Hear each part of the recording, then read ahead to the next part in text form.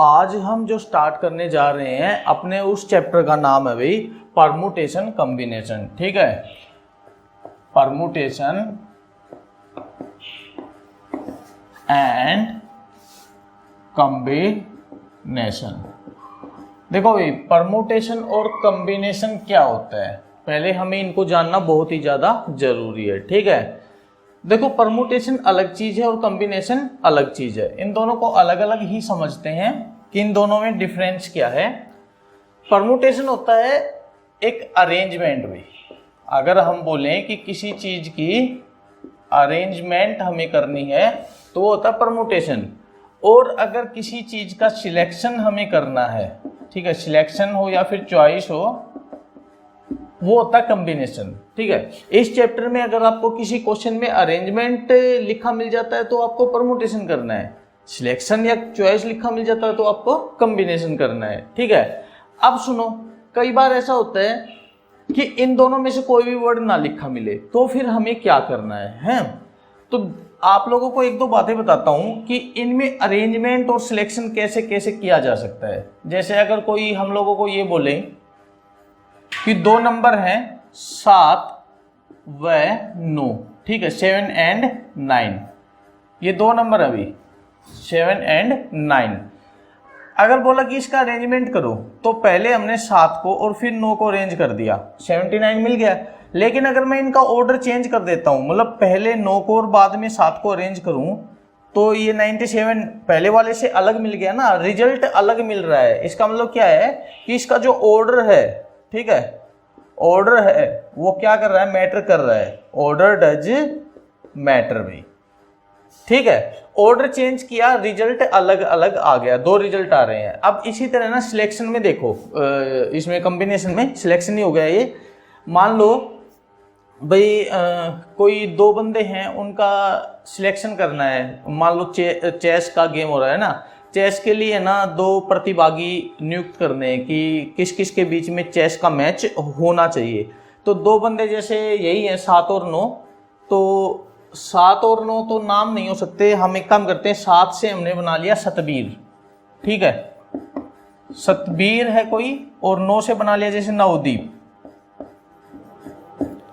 सतबीर और नवदीप दो बंदे हैं और हमें सिलेक्शन करना है। अब तो अगर हम पहले बोलें कि सतबीर हमारी टीम में है और नवदीप हमारी टीम में है, इन दोनों को हमने टीम में ले लिया, या हम ये बोले कि पहले नवदीप को ले लिया टीम में, ठीक है, और बाद में सतबीर को टीम में ले लिया, तो क्या ये दोनों टीम अलग अलग हैं या एक ही है? कोई फर्क नहीं पड़ा। सतबीर और नवदीप की टीम, मतलब इन दोनों के बीच में चेस का मैच होना है, और नवदीप और सतबीर की टीम, इन दोनों के बीच में ही होना है। यहां पर ऑर्डर को चेंज करने पर कोई फर्क नहीं पड़ रहा।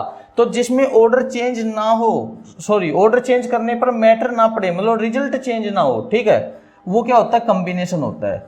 जैसे हम बोले ऑर्डर डज नॉट मैटर, इसमें क्या लिखा जाएगा, ऑर्डर डज नॉट मैटर। तो ये छोटी छोटी कुछ बातें थी परमुटेशन और कॉम्बिनेशन पे।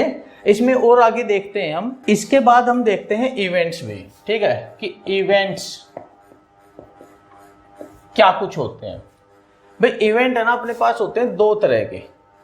कौन कौन से? Dependent and independent. ठीक है, डिपेंडेंट इवेंट कौन से होते हैं और इंडिपेंडेंट इवेंट कौन से होते हैं, इनको ना किसी एग्जाम्पल से समझते हैं। और एग्जाम्पल जैसे उठा रहे हैं हम कि मान लीजिए आप लोगों को आपके टीचर ने ना मैथ का काम दे दिया और कुछ इस तरह से दिया है, आपको ये फिक्स नहीं बोला कि भाई 7 चैप्टर कर लाना, इसका टेस्ट होगा, नहीं, ऐसे नहीं बोला।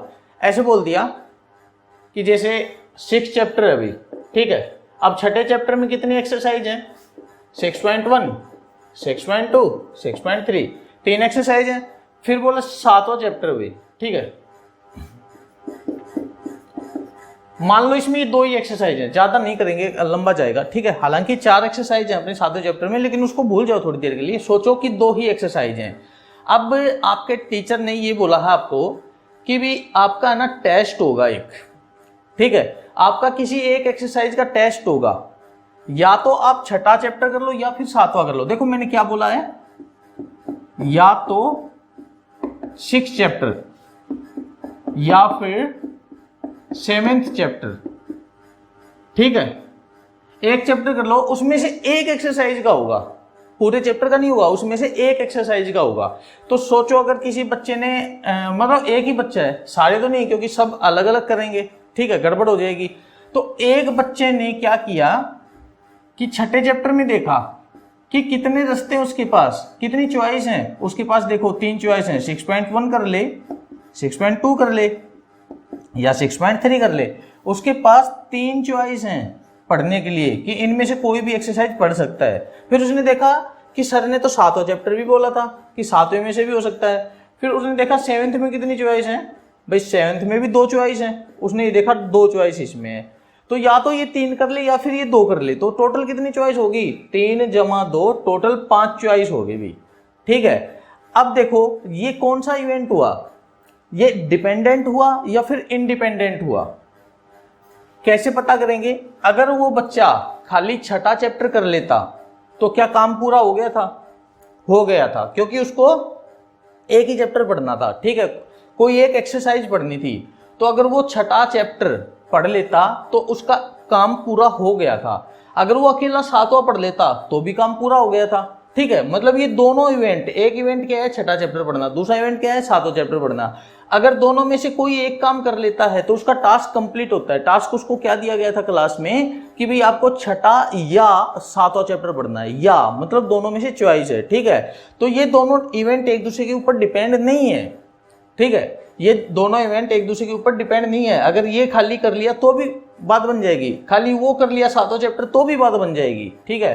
तो ये होते हैं भी इंडिपेंडेंट इवेंट। और इंडिपेंडेंट इवेंट में अपने पास क्या आया, या, ठीक है। अगर हम बोले इंडिपेंडेंट इवेंट में अपने पास क्या आया, या। अब अपने पास हिंदी मीडियम तो है नहीं, ठीक है, कि या मिलेगा हम लोगों को क्वेश्चन में।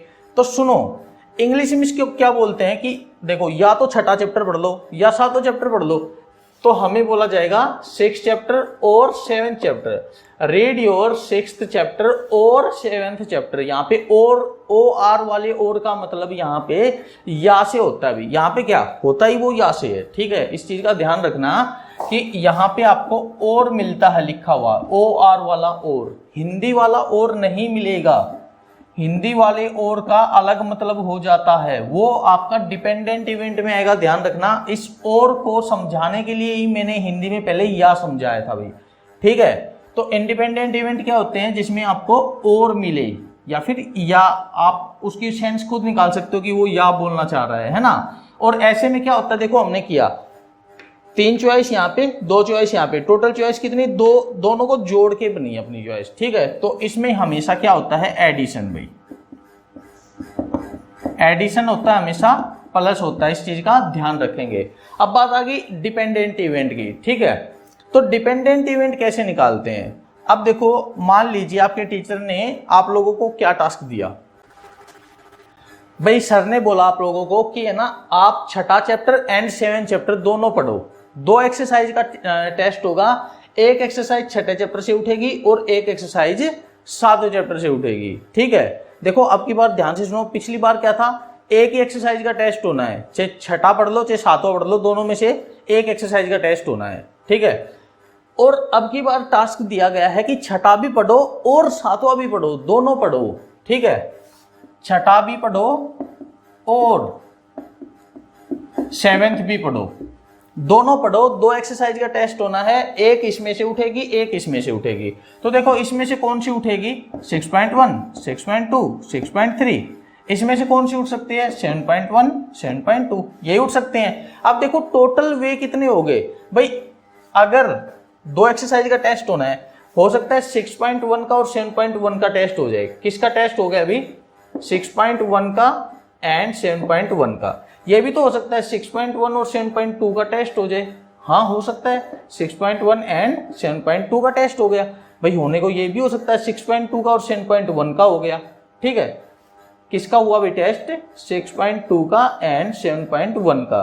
भाई होने को इन दोनों का भी तो हो सकता है, 6.2 और 7.2 का, बिल्कुल हो सकता है 6.2 एंड 7.2 का भाई, ठीक है।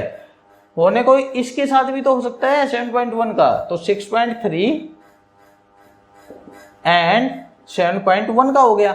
और बचे ये, इनका भी तो हो सकता है 6.3 एंड 7.2 का भी, ठीक है। तो टोटल अपने पास कितने वे आ गए ये देखो भाई, ये पहला, दूसरा, third, fourth, fifth and sixth way, ठीक है।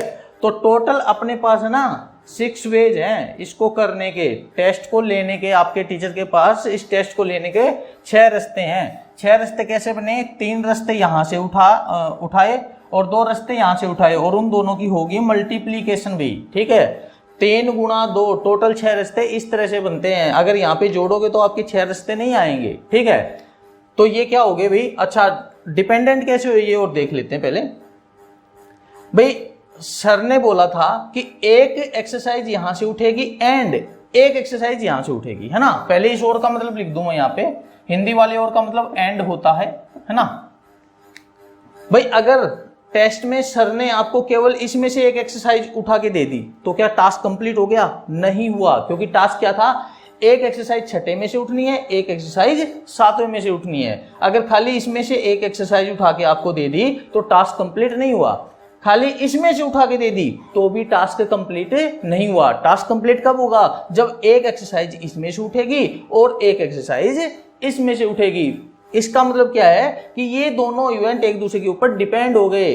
अकेला ये टास्क कंप्लीट नहीं करेगा, अकेला ये टास्क कंप्लीट नहीं करेगा, एक दूसरे के ऊपर डिपेंड है। इसके साथ ये आएगा या इसके साथ ये आएगा तभी टास्क कंप्लीट होगा। तो ऐसे इवेंट क्या होते हैं भाई? डिपेंडेंट इवेंट होते हैं। आई बात समझ में? अब देखो, डिपेंडेंट इवेंट में आपको हमेशा और मिलेगा, हिंदी वाला और, ठीक है, इंग्लिश वाला एंड। ध्यान रखना, हिंदी में और अपनी सेंस से समझना, क्योंकि आपको हिंदी लिखी हुई नहीं मिलेगी, ठीक है, इंग्लिश में मिलेगा एंड भाई। क्लियर?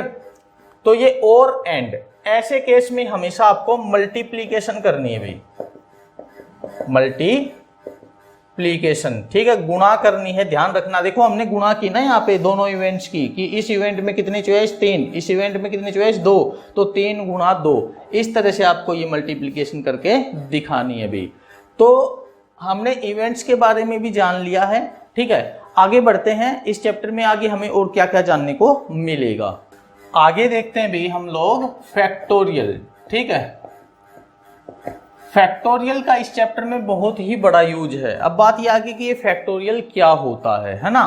तो पहले तो ये जान लो कि फैक्टोरियल को रिप्रेजेंट करने का सिंबल क्या होता है। जैसे हम लोग लिखे कोई नंबर 4, ठीक है, 4 लिख लिया, अगर इसके आगे मैंने ये लगा दिया सिंबल, या फिर इसके पीछे ये लगा दिया, देखो ये आयोटा के जैसा है ना।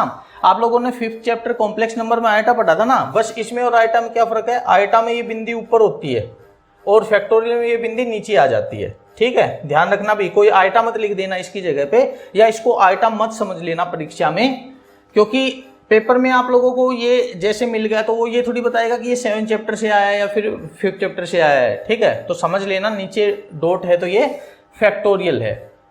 ऐसे ये दिखा दे इस तरह से डब्बा टाइप में तो भी ये फैक्टोरियल होता है। ये 4 के साथ ये लगा दिया, मतलब 4 ही नहीं, कोई भी नंबर हो उसके साथ ये डंडा लगा के नीचे डॉट लगा दी, ये भी क्या होता है? आपका फैक्टोरियल होता है। तो इस फैक्टोरियल को कैसे सोल्व करते हैं? 4 का फैक्टोरियल होता क्या है भाई? यहाँ पे जो नंबर लिखा है 4, ठीक है, उससे कम होते जाओ, 4 से 1 कम, एक कम होना है, 3 से 1 कम 2, 2 से 1 कम 1, बस 1 तक जाना है, 1 से नीचे नहीं जाना।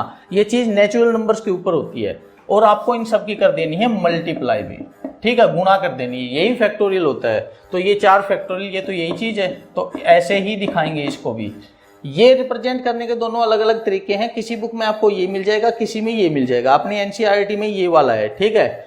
तो 4 फैक्टोरियल ये हो गया। अब अगर मैं बोलूं कि 7 का फैक्टोरियल क्या होगा, तो 7 फैक्टोरियल क्या होगा? जो लिखा हुआ है किसका फैक्टोरियल? 7 का, तो 7 से ही स्टार्टिंग करनी है। कुछ बच्चे ये गड़बड़ कर बैठते हैं, 7 का फैक्टोरियल है तो 7 से 1 कम 6, 5, 4, 3, 2, 1 हो गया सर। अरे नहीं, जिसका फैक्टोरियल उसको भी लेना है भाई साथ में, ठीक है, 7 गुणा 6 ऐसे करना है। आई भी बात समझ में?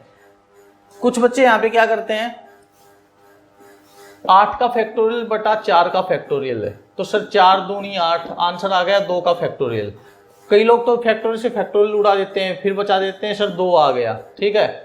एक बोलता सर मेरा सही है, दूसरा बोलता नहीं मेरा सही है, और फिर हम बोलते हैं दोनों का गलत है, ठीक है। दोनों गलत कैसे हैं भाई? 8 फैक्टोरियल 4 फैक्टोरियल दोनों अलग अलग चीजें हैं, ऐसे सोल्व नहीं होगा, काटने पर सोल्व नहीं होगा।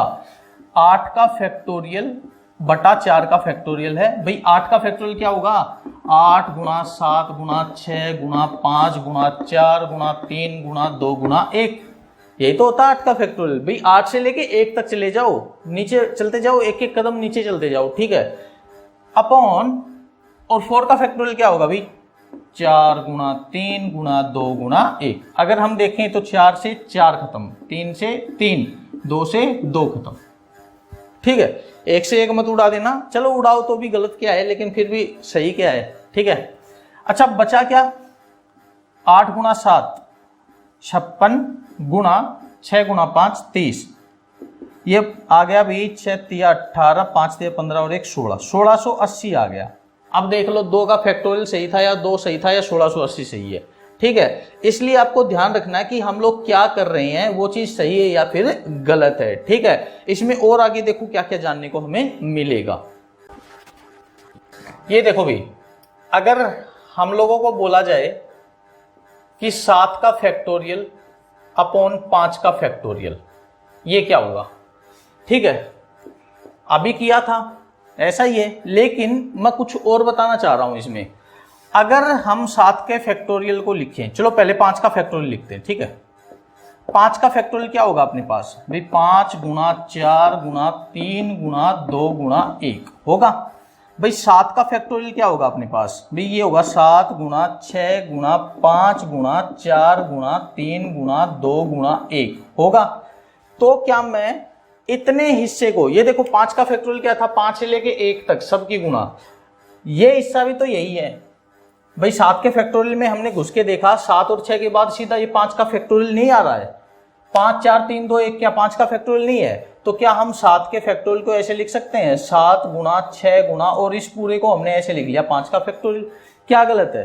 ठीक है, तो इसको ऐसे सोल्व करेंगे। 7 के फैक्टोरियल को लिखेंगे हम 7 गुणा 6 गुणा 5 का फैक्टोरियल, क्योंकि आगे जो 5 4 3 2 1 है वो 5 का फैक्टोरियल ही तो है, और नीचे क्या है भाई? 5 का फैक्टोरियल। अब इससे इस पूरे को उड़ा सकते हैं, ध्यान रखना भाई, ठीक है। वो जो था अपने पास 8 का बटा 4 का फैक्टोरियल, ये इसको नहीं काट सकता है ऐसे, लेकिन हाँ कोई फैक्टोरियल खुद को जरूर काट सकता है। 5 फैक्टोरियल को जरूर काट सकता है, ठीक है। तो ये क्या आएगा भाई? 7 गुणा 6, इसका आंसर 42 आ जाएगा। क्लियर? मैं एक बार और बता दूं, जैसे मान लीजिए 7 का फैक्टोरियल है, तो हम इसको क्या लिख सकते हैं? 7 गुणा 6 का फैक्टोरियल। ध्यान रखना इसको, क्योंकि 7 गुणा 6 गुणा 5 गुणा 4 गुणा 3 गुणा 2 गुणा 1 ही 7 का फैक्टोरियल होता है। मैं इसको ऐसे लिख सकता हूं 7 गुणा, और ये सारा क्या है? 6 का फैक्टोरियल, ठीक है। हम 7 के फैक्टोरियल को ऐसे भी लिख सकते हैं 7 गुणा 6 गुणा 5 का फैक्टोरियल, ठीक है। अभी तो सीखा ना ये 7 गुणा 6 गुणा 5 का फैक्टोरियल, ऐसे लिख सकते हैं भाई। 7 को और भी तरीके से लिखा जा सकता है। कैसे? 7 गुणा 6 गुणा 5 गुणा, इससे एक और कम करके उसका फैक्टोरियल लगा सकते हैं। इस तरह से कितने ही बना सकते हैं। और ये बात सिर्फ 7 पे नहीं है, 7 तो एक एग्जाम्पल के तौर पर उठाया है, इसकी जगह चाहे कोई भी नंबर हो, इस तरह से हम उसको रिप्रेजेंट कर सकते हैं, ठीक है। अब देखो मेन चीज ये बताने वाली जो बात थी, ये वाली, ठीक है। 7 के फैक्टोरियल को हमने क्या लिख दिया? 7 गुणा 6 का फैक्टोरियल। उसी तरह अपने पास कोई भी नंबर n है, तो n के फैक्टोरियल को हम क्या लिख सकते हैं? n गुणा n-1 का फैक्टोरियल। इस चीज को ध्यान रखना भाई, ठीक है। अगर ये समझ में नहीं आया कि ये मैंने क्या कर दिया, तो मैं इसको थोड़ा डीपली बताने जा रहा हूं। क्या होगा भाई? n का फैक्टोरियल क्या होगा? n गुणा, अब ये देखो भाई 7 का फैक्टोरियल क्या था? 7 का या 5 का क्या था? 5 गुणा उससे एक कम, गुणा फिर उससे एक कम, गुणा फिर उससे एक कम, यही था ना। तो इसको हम क्या लिखेंगे? n गुणा n से एक कम, गुणा उससे फिर एक कम, गुणा फिर एक कम, ठीक है। इस तरह से ये चलता चलता कहां पर पहुंचेगा? गुणा 2 गुणा 1 तक, लास्ट में यहां तक पहुंचना है इसको। अब ये देखो, क्या हम 1 से लेके n-1 तक की गुणा को n-1 का फैक्टोरियल नहीं लिख सकते? लिख सकते हैं ना। जब 1 से लेके 5 तक की गुणा को 5 का फैक्टोरियल लिख रहे हैं, 1 से लेके 7 तक की गुणा को 7 का फैक्टोरियल लिख रहे हैं, तो 1 से लेके n-1 तक की गुणा को हम n-1 का फैक्टोरियल लिख देंगे भाई। इसको क्या लिख देंगे? n-1 का फैक्टोरियल। तो ये था अपना फैक्टोरियल का फंडा भाई। आई होप क्लियर हो गया होगा ये। अब देखो भी कि फैक्टोरियल का यूज परमुटेशन और कॉम्बिनेशन में कहां होगा। ठीक है भाई, जो अपना परमुटेशन है उसमें फॉर्मूला होता है NPR, ठीक है, और जो अपना कॉम्बिनेशन है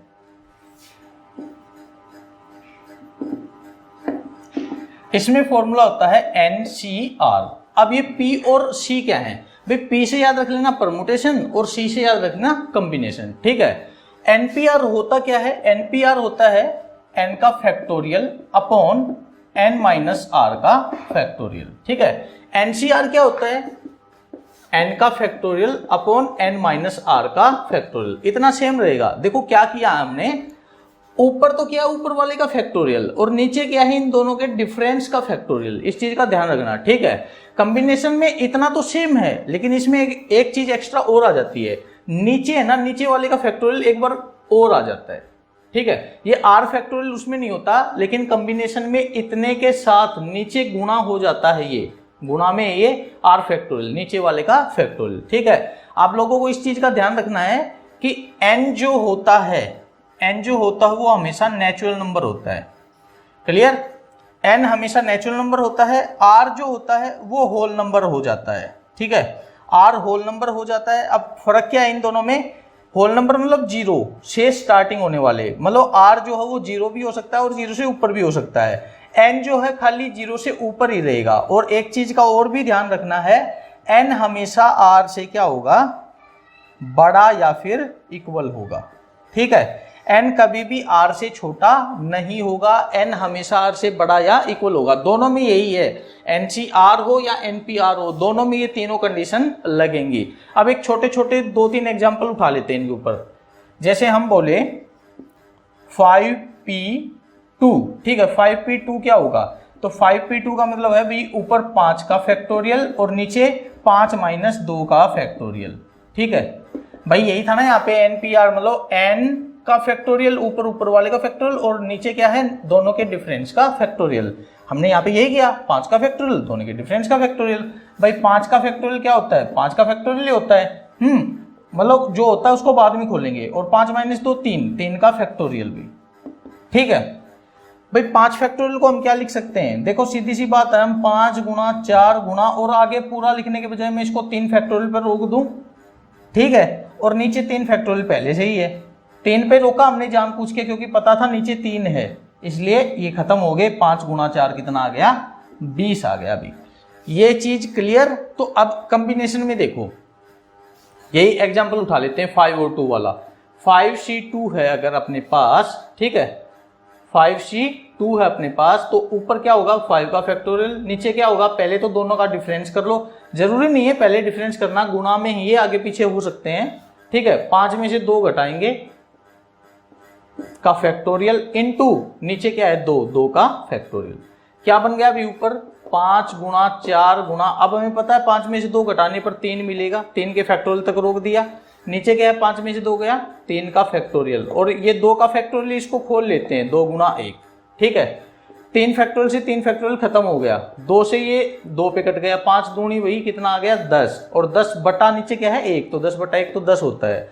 तो देख लिया अभी आप लोगों ने कि परमुटेशन में और कॉम्बिनेशन में फैक्टोरियल का ये यूज है, और इन दोनों में आंसर सेम नहीं आता, फर्क अलग अलग आता है। ठीक है, अब देखो इनमें आपस में रिलेशन हम ऐसे भी बोल सकते हैं कि NCR, ठीक है, NCR क्या था अपने पास?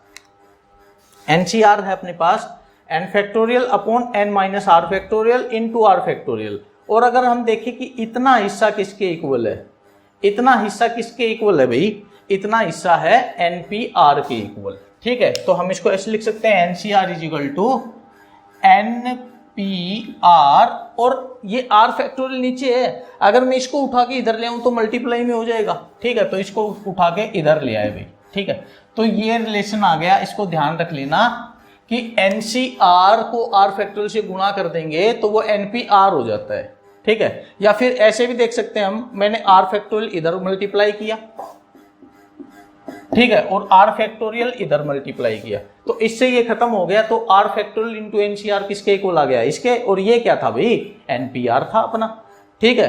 क्लियर ये चीज।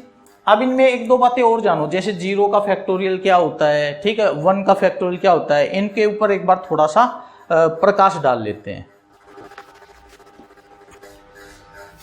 भाई 0 का फैक्टोरियल हमेशा 1 होता है और 1 का फैक्टोरियल भी हमेशा 1 होता है, इन दोनों चीजों को याद रखना भाई, ठीक है।